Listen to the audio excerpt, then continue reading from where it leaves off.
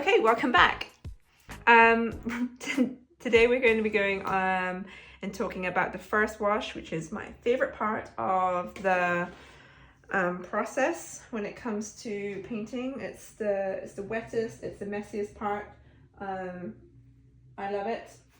So let's go. Before we go there though, I really would love to talk about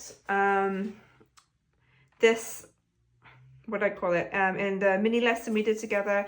This was some of the preliminary work that I like to do when I have a portrait. So in an example of this, I have this where I was painting a portrait of a more mature couple. Here I experimented with 3 different color palettes that I like to use for portraits. They all, for me, have a different vibe. When the client or the collector chose which palette they wanted, which was, I believe, this one, the signature palette, what I then wanted to do was I did a slightly larger, another preliminary sketch. And for me, this preliminary sketch was my quick way of establishing how I wanted to get the washes done, how just experimenting with the layers, thinking about my connecting shapes. And for those of you that may be new to watercolor or painting, connecting shapes is thinking about the shapes within a painting that all connect. So for instance, in this painting, what we did was when we looked at the reference photo, together the values in this area were very similar, and I connected this whole shape right here in one single wash, and that we did that wet on dry. And then the next one, another example, that would be this area here, areas which bled out, and that's what kind of keeps the harmony of the painting together. So that is some exercises that you can do when you're working towards the prep work for a commission piece. For this one, I did do a larger sketch, but because I did the preliminary work with making my my color map here, I didn't really feel like I needed to do any tests on different palettes that I wanted to use. It's pretty settled that I wanted to use this palette. So I didn't actually end up doing a larger sketch. But what I did do was, and I definitely recommend that you do this when you're prepping for a painting, is do a value sketch. A value sketch is basically where you only use one hue or color. For me, I used, I think, Lunar Black here. Lunar Black? Mars Black? Okay, something like that. It's a kind of very granulating black from Daniel Smith. And here I'm just kind of getting the sense of where the lights are, where the darks are, where the shadows are. We walked through an example of how I would do a preliminary sketch just to play around the color textures, just getting a feel for water effects that I can do here. But I wasn't really quite satisfied, and so I just did a couple more. The next one I did here, and then again laying out the first wash. One thing I love about this experimentation here, what I did, I think I did a little bit of lifting with the Eradicator brush, which I talked about in these areas here, while it was still wet, playing around with how the Ultramarine blue works with the Amethyst. Talking a little bit, so love this area here, would love to be able to play a little bit more of the textures. I just find that super dreamy. Next one I did was here. This one here, I'm a little bit happier with her flesh tones, so kind of like moving into more pinky peaches, just a little bit warmer. skin tones there, and then kind of experimenting with salts here and there. And for me, this is a really good, not only for me to reference, but it's really great to help me get started on a painting, just to get a feel for how the pigments interact, how they play together, and then figuring out what skin tones, how to create certain effects before you do the final piece. So what I'll do, I'm going to move this out of frame, but I will keep this for me on just in front of me, and that would be my visual reference as I work on this main painting right here. There are many ways you can start a watercolor painting. For my technique, how I like to go about it is I like to start on wet on dry. So wet on dry means I'm using wet paint on dry paper first, and then I will build up from there. There are many ways to start. Some people like to start with backgrounds and things. I really like to start on the facial skin tones there. I'm going to just adjust my reference right here. A couple of interesting notes that I think are really important when you're starting a painting is, I'm just going to move this one here as well. I like to make sure that all of my brushes and my paints are awake. So what I will do, sometimes I have a spray bottle and I will wake up my paints, especially if they have been sitting in my palette for a couple of days. This makes sure that my paints are ready to go. Another thing I like to do is also wake up my brushes. So if this brush I was using earlier today, so it's still a little bit damp, but this brush is super bone dry. So in order to wake up my brushes, all I'm really doing is I'm, especially the big ones, is I'm just getting it into some clean water. And I think I talked about before, usually I like to keep my one jar for dirty water and one jar for clean water. Waking up your brushes means that your brushes are good to go, and they will kind of help absorb that paint a lot quicker instead of it being hydrophobic. So I think we're good there. I'm just gonna grab, let me have a look. Just gonna grab a clean piece of paper, and I think we're almost good to go.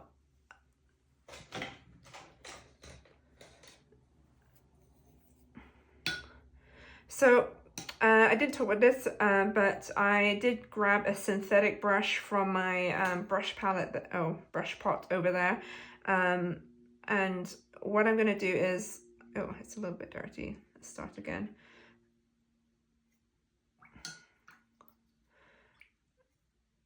And what I'm doing here is I am mixing up my flesh tones. So for her flesh tones, well, let's start. For her flesh tones, if I haven't talked about it before, the colors I'm using are Quin Gold, Quin Burnt Scarlet. I've got Rhodonite, the Genuine, Amethyst. I have an Ultramarine Blue and a Serpentine Genuine from Daniel Smith. We're also using Sea Blue Black with Rockwell. That's kind of like a really a bluey black. And other alternatives you can use is like Payne's Grey. Payne's Blue Grey is a great alternative to that as well.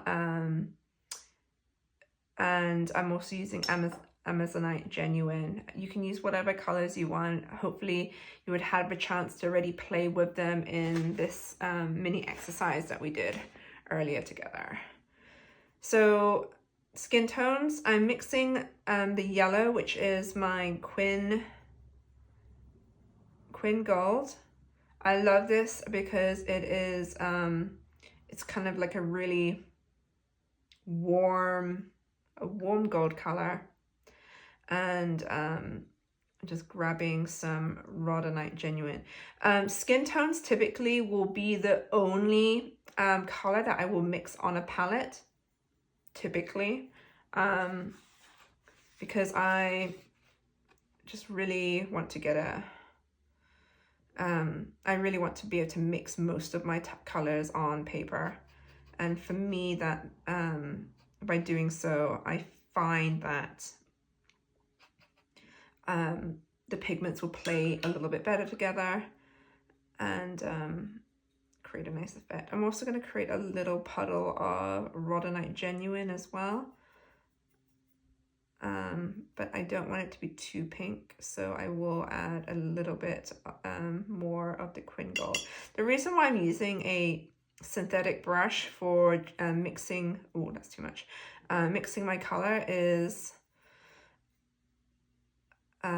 it doesn't hold a lot of water. It will just pick up my pigments really fast, and I don't find that I get the same a lot wastage, for lack of a better word. So that's my warmer pink. Awesome. If I use a Kolinsky Sable, I feel like it's just gonna soak everything all up and I'm just like wasting pigment. So I here have some pinkier tones. I've got some warmer yellow tones, which is what I will likely use for her face. For me, a synthetic Sable is not going to hold as much water as I would like it to, so that's just going in my away pile there. Okay, perfect. I like to keep some scrappy watercolor paper just to make sure I'm getting the skin tone that I want on that piece of paper.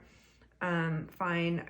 I don't feel like, for me, it expresses itself as much as on ceramic as well as it does on paper, so that is why. For my first wash, I'm going to pick up my size 12 Kolinsky Sable.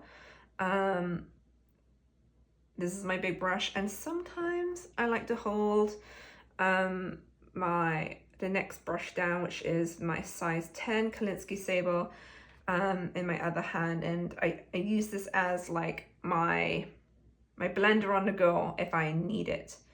Okay, so let's get started. I'm gonna start thinking about the big shapes here, and how I'm gonna think about what I'm gonna think about are the warm colors here and the cooler colors that are coming in. And we talked a little bit about atmospheric color. So for me, what I see is there's green that is reflected on her face in this area here. It's just a little bit more green. Even maybe picking up the blues from her dress right in the shadow areas there. But also in these areas here, picking up the warmth of the sun. So those are the things that I want to be aware of when I'm thinking about color and hue. And then, of course, we did all of our value studies that will help bring all together. At this stage, this is the fun stage where it doesn't really matter too much if colors, you go outside of the lines. Going outside the lines kind of helps create that sense of atmosphere that we want to achieve. So here we go. Testing out this paper again, it's really important to me, and we're gonna go in maybe starting from right here. There are some little highlights that I think it's kind of important to preserve.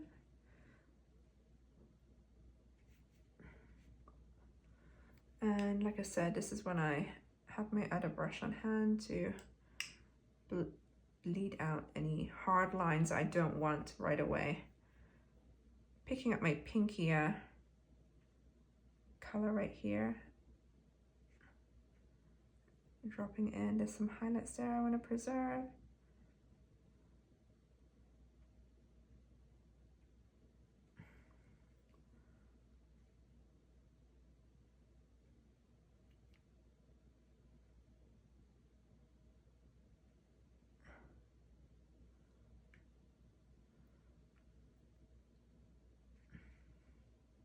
And as I'm going through, I'm just seeing a couple of areas of blue that I kind of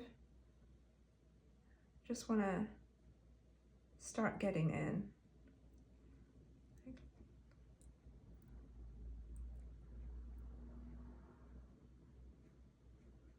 That's just some of the coolness that I see.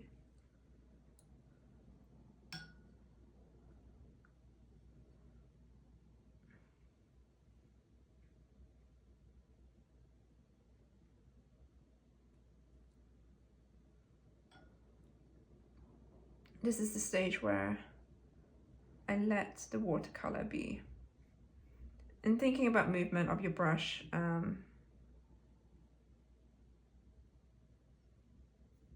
thinking about movement all the way from your shoulder. It's really important, I think, that you make sure that the hair blends into the face, especially in initial wash. I have a habit of forgetting about ears sometimes, but you want to create kind of flow, harmony.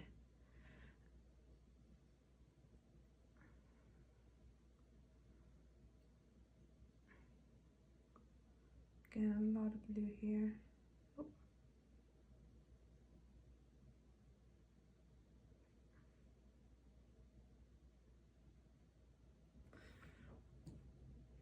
Just getting my brushes to keep parts of this area soft. Her eyes are cooler, so I'm just going to build that base and see if I can try and preserve that highlight right there. And soften that there. Preserving the highlight.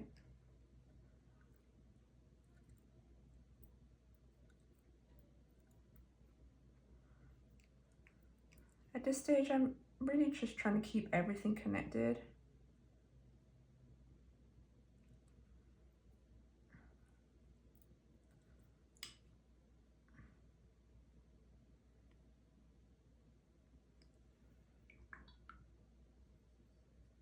Just gonna grab some flesh tone there.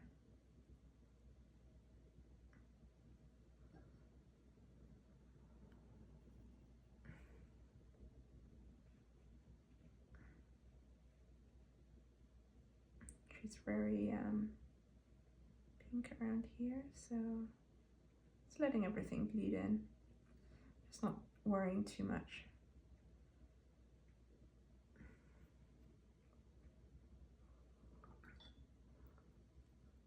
Might be a couple of places where I've got some sharp edges that I don't want, so just being mindful of that.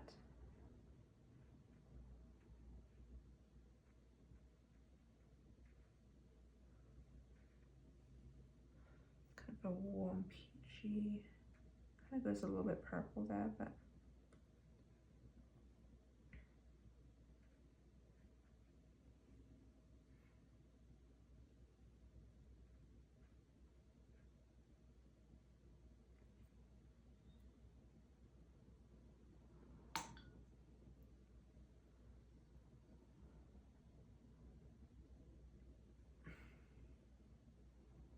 a bit dirty to me, so I just lifted that out and I've got some fresh blue in there.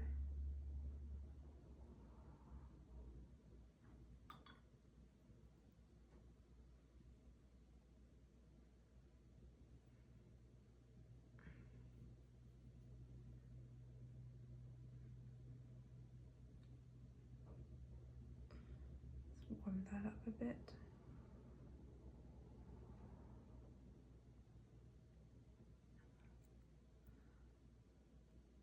A nice little bit of kind of pink just under her nose. Oops, that's maybe a little bit too much. I never really panic at this point. What I'm doing is I'm just drying off my brush and then just lifting it a little bit. But she does have a lot of pink in her lips right there.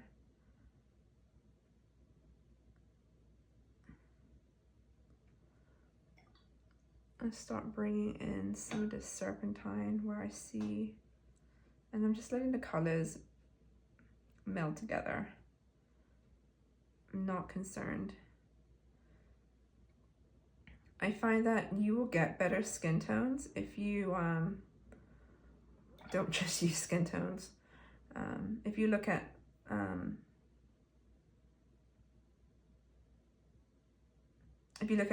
skin enough, you realize that it's not just shades of peach or brown,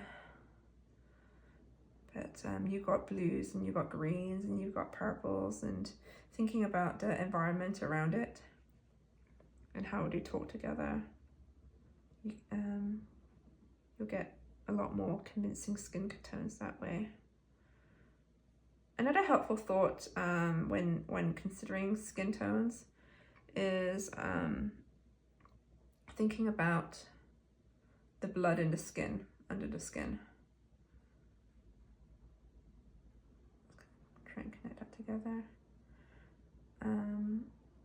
There are areas of our face where our skin is more translucent, like around the eyes, for example. There's areas of our skin where it carries more like the blood kind of sits, like in the nose. It's a little bit in the cheeks. That's why you have pink cheeks. So those are helpful thoughts when you're thinking about redness. In the ears, you're always going to get a little bit more pink around the ears. Sometimes I like to exaggerate that.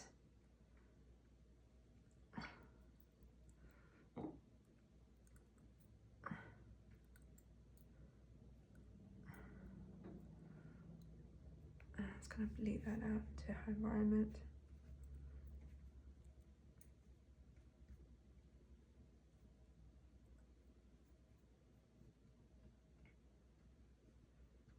And have a nice soft highlight there.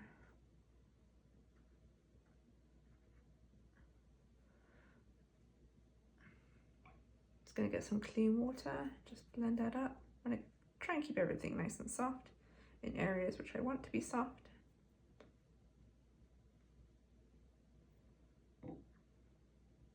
Thinking about our hair, some kind of like heavier. Pigment there. Just going to bleed that out. Lots of water. I'm going to capture that warmth that I see there while it's still wet.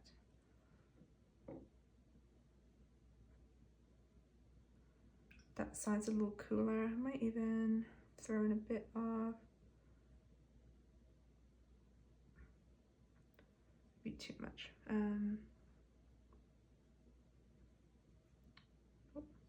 This side I don't actually want to bleed out. There you go, I'm just going to lift that there. There's always no need to panic when it's watercolor. Just bring in a little bit of flesh tone there.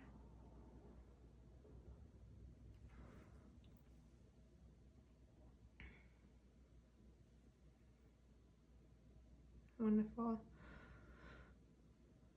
I'm going to be building now into her arms. Oops. There you go, like I said. No need to ever need to panic. I see it's nice and pink there, and it kind of transitions into almost this kind of purple blue color.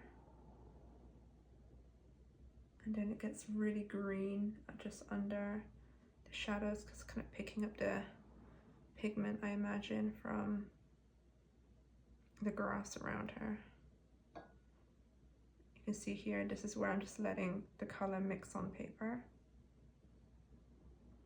And there's just like green under her arm right here. And I'm just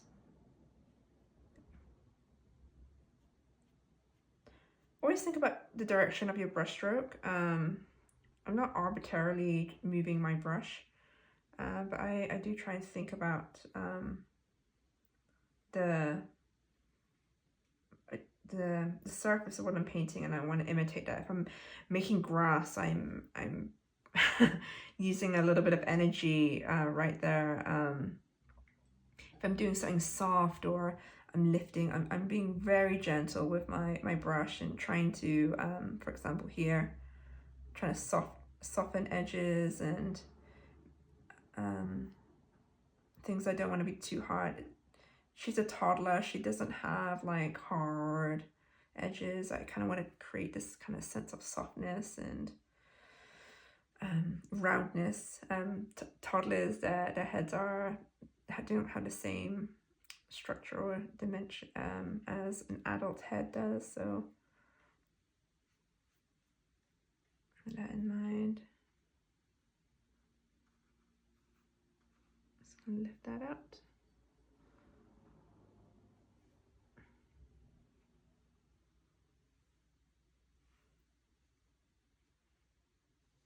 Soften that edge right there. Soften this as well. See how that dries. I'm gonna come in here for her dress.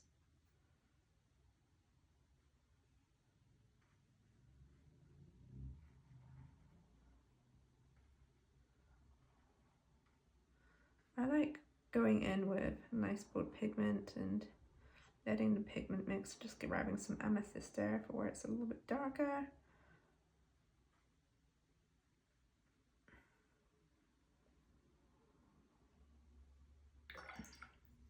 And now with some water, I'm just gonna let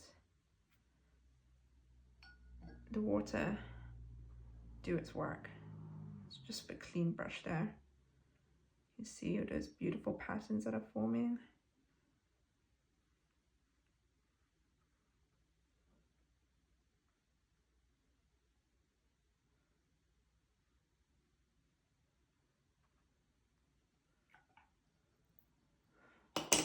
While I'm here, I'm just gonna quickly grab a little small brush and I'm just gonna take the pigment just to kind of give a little texture to that collar that's right there. And same for here as well.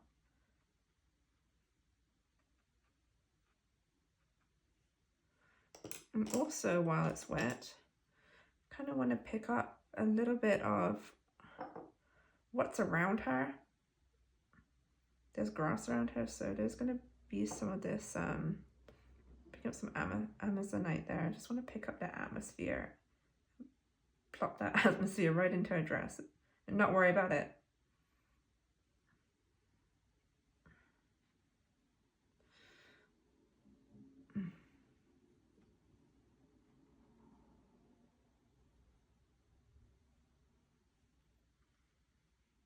This is when you can be really creative. I love doing textiles and garments because I find that you can just I like to lay on like the pigment very thick in those dark areas and be pretty expressive in my brush strokes here. So I'm kind of thinking about the shape of her garment. Super fun.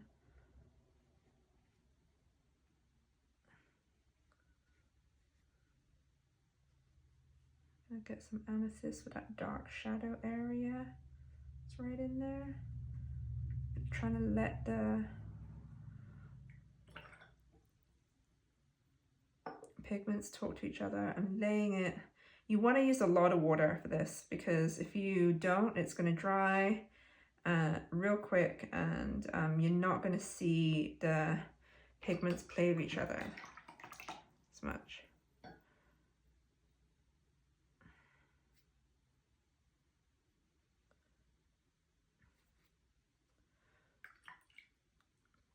Some real dark shadowy areas here. Actually, I should just adjust it to get a sense of where they are.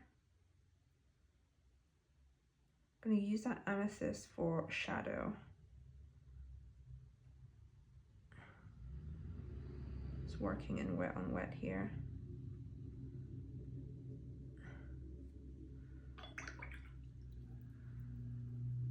And another thing I really want to put in early is this green Serpentine. I also want it to just slightly pick up in her dress.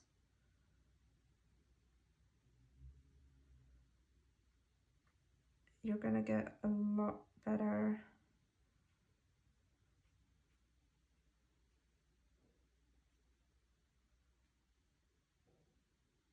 sense of texture if and harmony if you get it in there quick.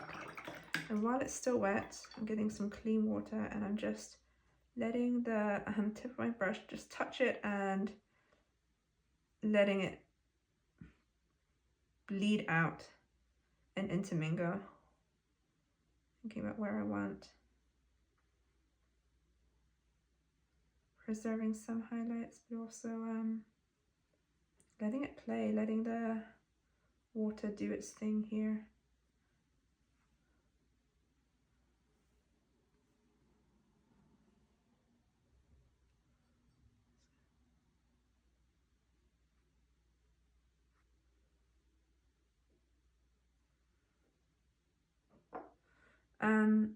If I didn't talk a little bit about it before, just thinking about atmospheric perspective, things are more warmer the closer it is to you, and when they move away from you, they get a little bit cooler. So if you want to get a sense of distance, like you want to try and keep, this is the forefront of my image. So this is going to be the warmest part of, to a degree, the warmest part of my image. And as everything kind of moves back, I want it to be a little bit more cooler or bluer, and that will help kind of get a sense of, give me the viewer a sense of distance and perspective that you might not otherwise get. So when you're thinking about the grasses here, although these are in their shade, it's going to be a little bit cooler and bluer, but this kind of gets really warm and yellow. Here the valley is going to be lighter, and then as the foliage kind of recedes into the background, it's just going to get a little bit cooler as well. So that's one way in which you can try and develop some atmospheric perspective. Oops, I flicked it into her face. Again, no need to freak out at this point. Just want to kind of get that energy that she's kind of having fun playing in there. Let's see if I can quickly grab a bit of paper towel. Just lift that up. See, no big deal.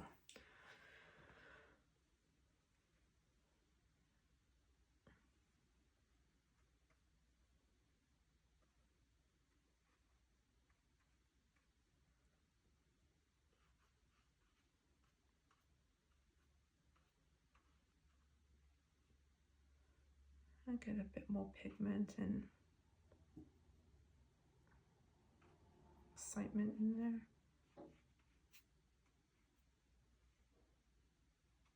Gets a little bit confusing what's going on here, so just play around a bit.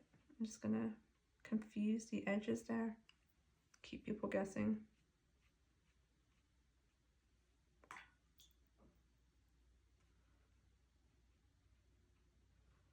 Keep it a little bit lighter there.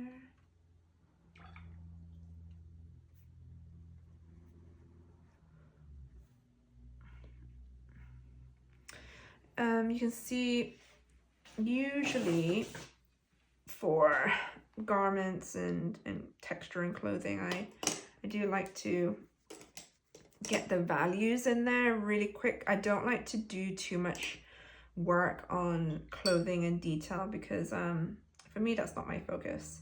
But I will say, while it's still wet, it is really fun to get some water and just to, while it's still wet, to kind of create watermarks. I'm just using a little tiny brush here to kind of give some texture to areas where I feel like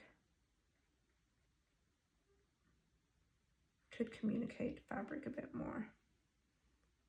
I just want to confuse this part here because I don't like how hard that sits.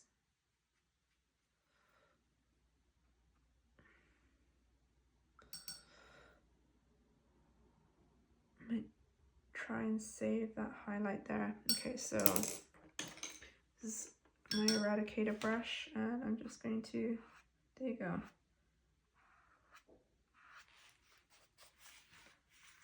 Cut in there, try and save that highlight.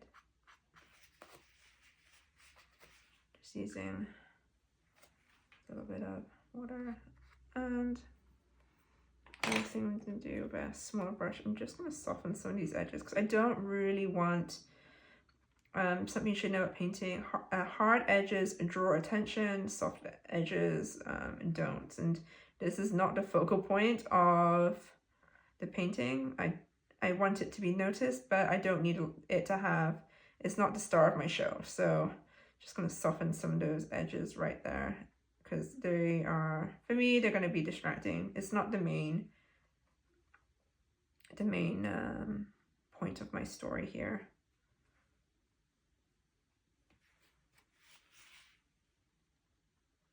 And I might just soften some of these parts here.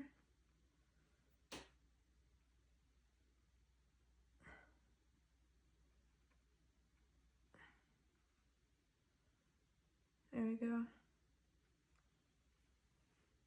Super happy with this so far.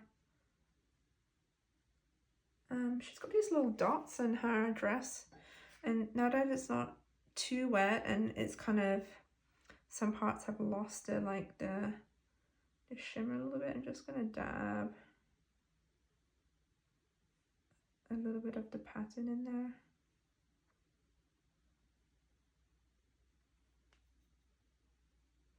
Smaller brush. Not afraid to use my fingers, but I won't need to.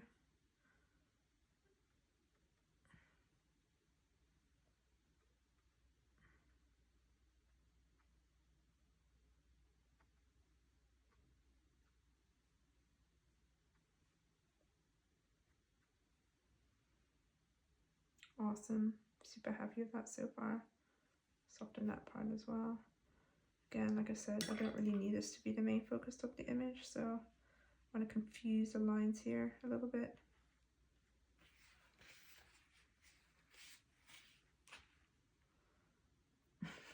It's a little bit of buckling in this piece of paper here and causing confusion, but I'm gonna work with it. Okay, love what's going on here so far. Softening this edge here. Love the play of all of the pigments and the colors. And like I said, I really quickly, it's really important to try and bring in the other colors around it into the painting, so it looks like the dress is a part of the scene as opposed to like a carbon cutout.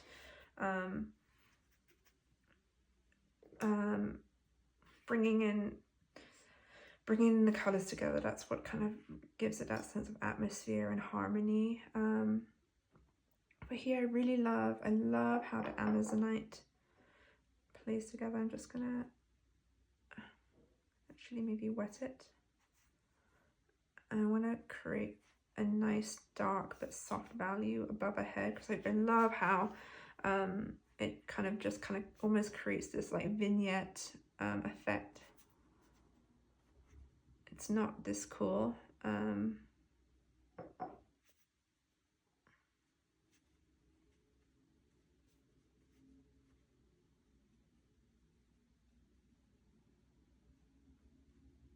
Keeping in mind her hair, I'm just going to try and move the brush around it in a way that complements what's going on.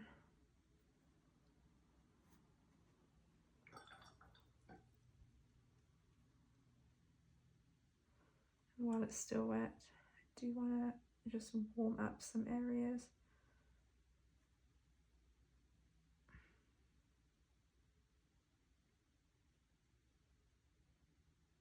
Around here. The great thing about mineral pigments, if you ever decide to use them, is that because it's made of a mineral, it is super light fast. You do not need to be too concerned that it will fade in the sun. I might just add a touch of, let's see, Ultramarine into this Amazonite.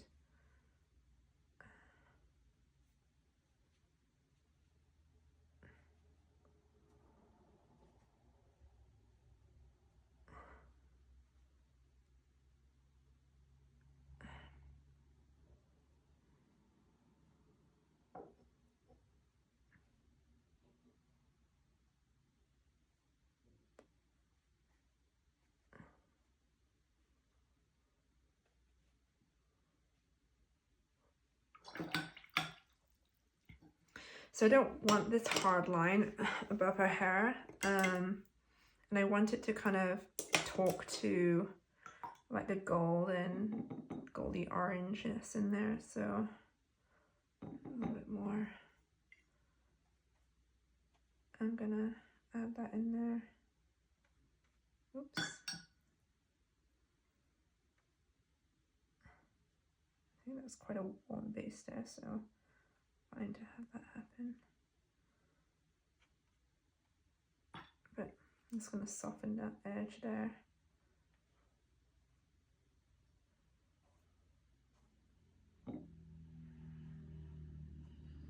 Love how golden that Quin gold is. Just adding a couple bit more value here because I've got too small a brush. Softening. What I love about this phase of the painting, the first wash, it's a really fast phase for me. It's enjoyable. Oops, so much. Okay, getting a little crazy here. It's a nice fast phase of the painting. It's where the energy of a lot of the energy of the painting comes from. For me, it's almost the most important phase. It is the foundation of painting.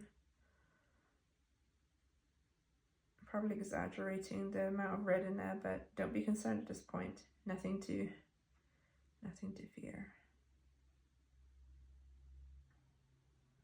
Now that we got some of the main points in, it's gonna soften this little hard edge here as well.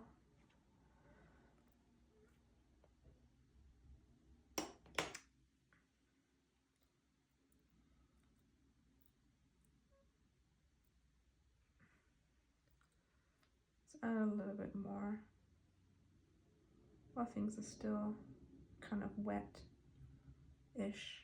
less wet.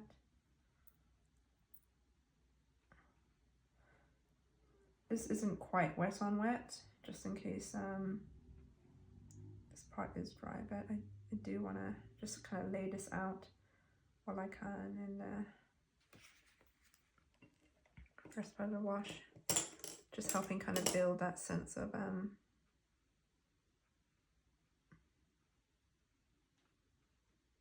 form. It's kind of like sculpting in a way.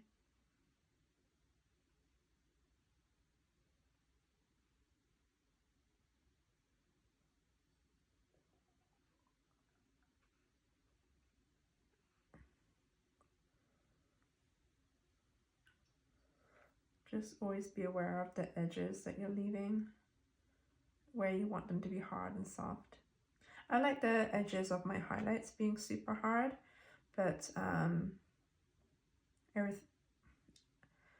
everything else I tend to lead more on the softer side. It helps me kind of think about where the focus of the painting should be. Like I said, hard edges will draw focus, so just something to think about.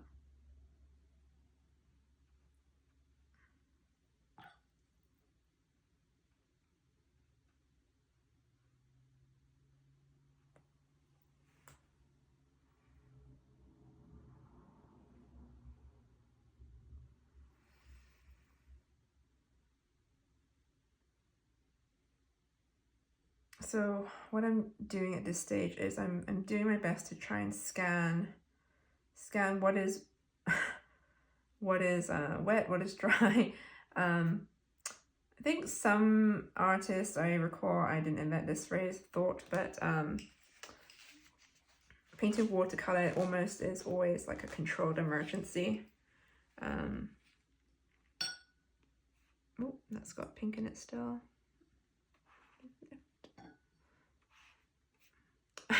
I will say that a part of my style, there is an unavoidable nonchalance about it. Like, I don't care attitude. I don't know if it comes out. Some people maybe pick up on it.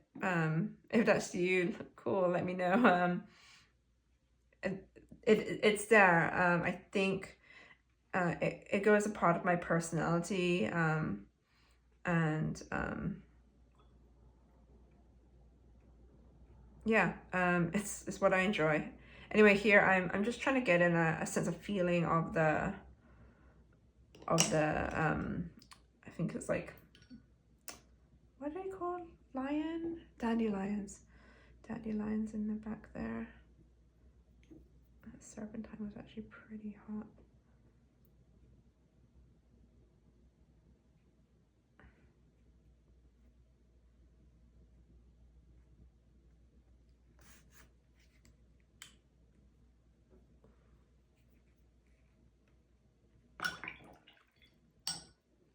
It's looking good. I'm gonna keep building up a little bit. It's too us. No, I shouldn't touch. Never touch your don't touch wet paint unless you need to touch wet paint. Right now what I'm doing is I am, while it's still wet, while I want to while it's drying, I am just kind of starting to build in some of these values. I'm gonna work as much as I can until I can't, and then let this puppy dry. Usually a typical portrait painting of mine will take a couple of passes. This is too wet for me to work on. I can maybe try and load a bit more pigment in here as a base, because it's pretty red in here. I kind of want to capture that. And it kind of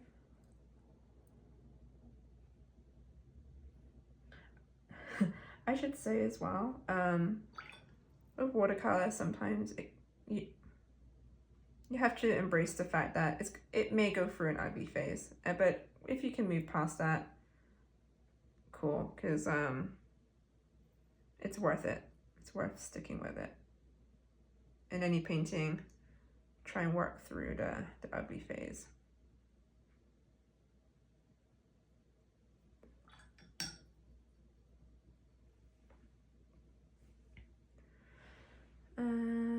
Let me think what color this shadow is in her eyes. You know what? I think actually what I didn't see is that there's a lot of green in this shadow here, and I might just try and bring it in a little bit.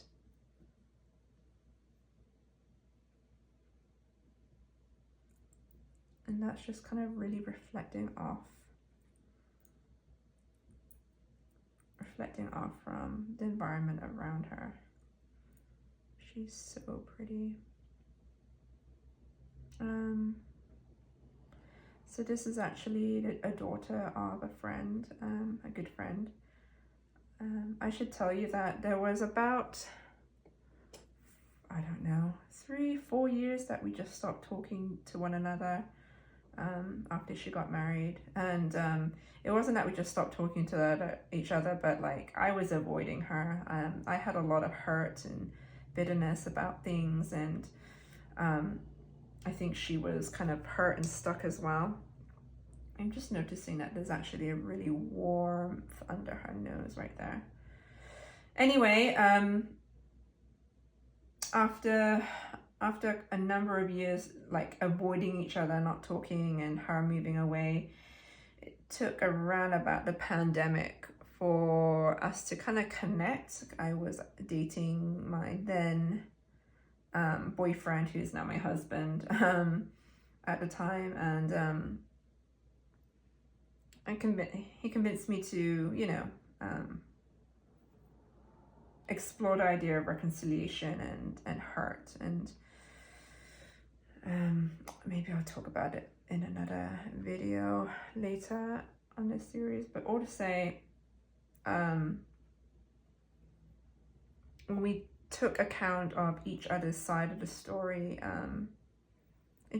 it seemed to be really silly what we were really upset about, and it's all misunderstanding, and it's sad because we missed out on, I missed out on so much of her life, her first few babies, because I was holding on to this hurt, and really glad that we can move past it now. She's such a dear friend, and we just wasted so many years not talking. But yeah, finally I get to enjoy her again, and it's so nice seeing where she is and how she is with being a mom now, and that's great. I'm just softening some hard lines I see forming that I don't want. It is getting super wet. I'm not going to be able to do much more, but I will try and get some of this, the depth in her eyes. It's hard to see what color her eyes are, but they're deep, and I'm gonna go for a warm, maybe a warm color to base her eyes. So I'm probably gonna mix this Quin Burnt Scarlet in with a little bit of Ultramarine. See how that turns out. Experimental here. Great.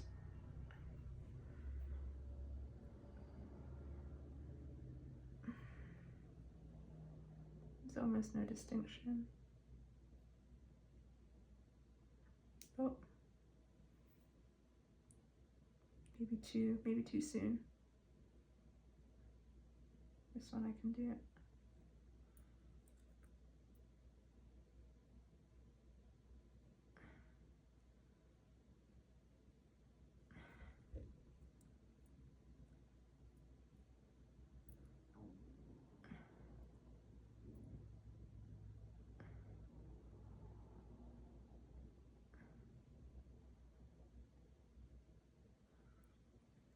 There you go. Can I get a little bit of dark in there?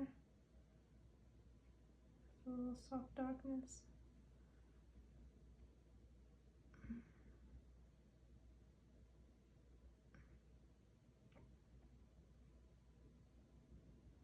There you go. This is me just getting ankle. Sometimes I need to do this so that it just looks a bit more human. But what a difference, eh? Kind of cool.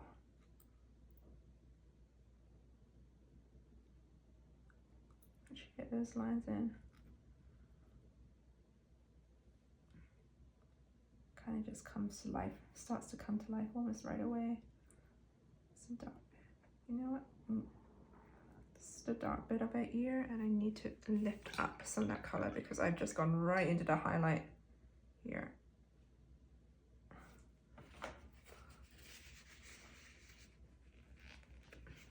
There you go. That's how you can fix a mistake.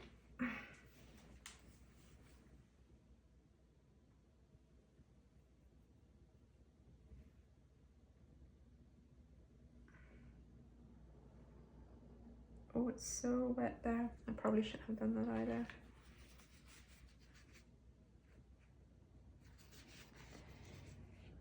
You think you'd learn, but sometimes it can be a little bit too eager.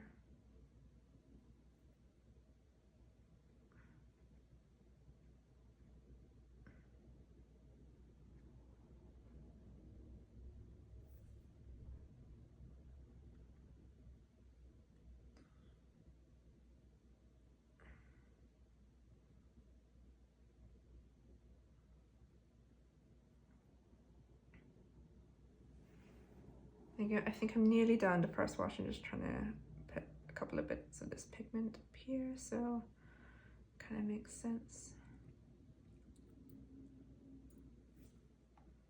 Shadow tones under her. I just want to create a little bit of harmony, otherwise that color is just coming out of nowhere.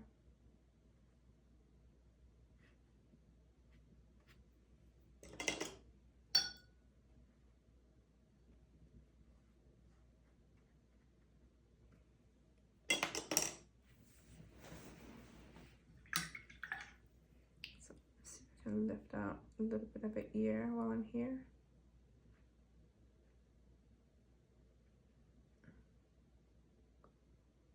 Yes, I can.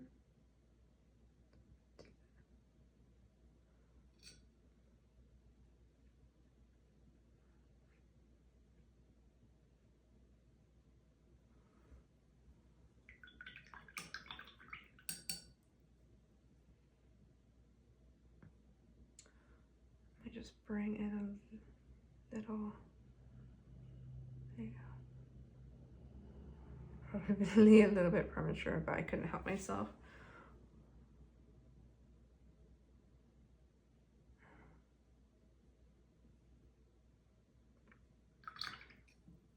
Super happy with that. Just gonna lift out this part of the ear as well.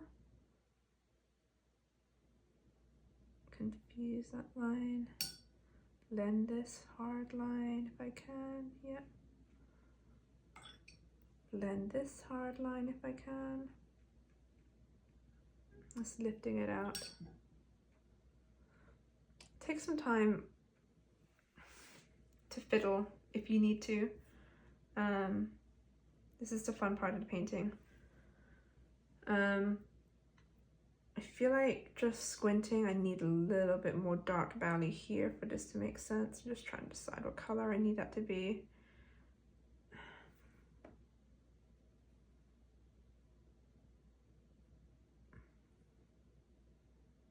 And now I'm gonna go, it's a little bit of green, a little bit of the Serpentine, this area here. Actually, just for those of you who paint a lot of blondes, there's a lot of green tones in a blonde. So if you ever want a convincing blonde, do consider just a little bit of green. I think it's a pinky purple tone. I just want to be careful I don't go too crazy.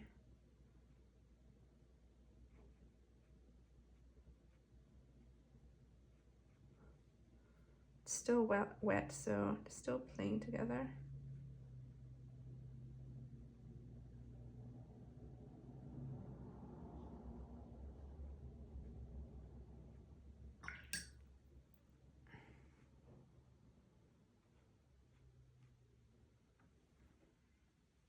I think that's a little bit better. I'm a little bit happy with that.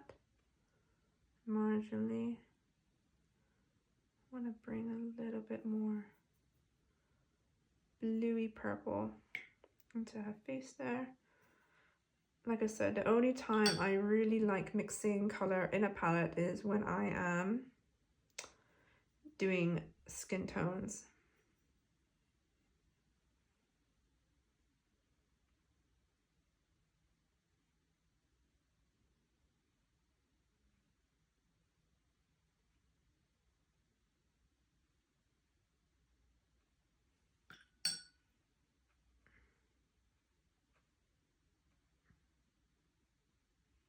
And make sure that talks to the green that I see here, to her face. That's better. Actually, it's a lot more green here than I realize.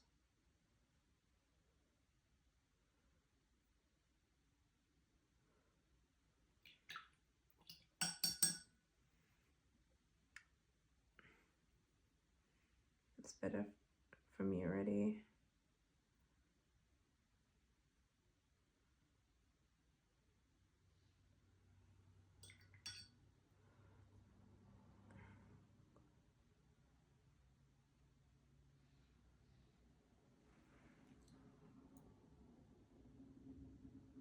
Awesome, super happy with that.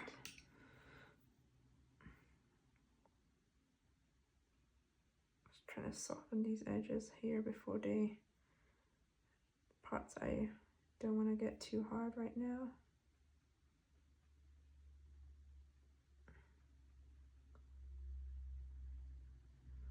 I can get into the details later.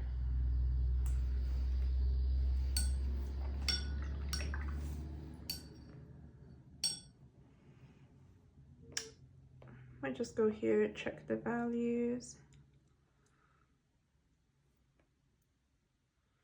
Probably need to go a little darker here. We can fix that on the next wash. Yeah, I'm just gonna let this dry for a bit, and I will see you in the next lesson for the next wash.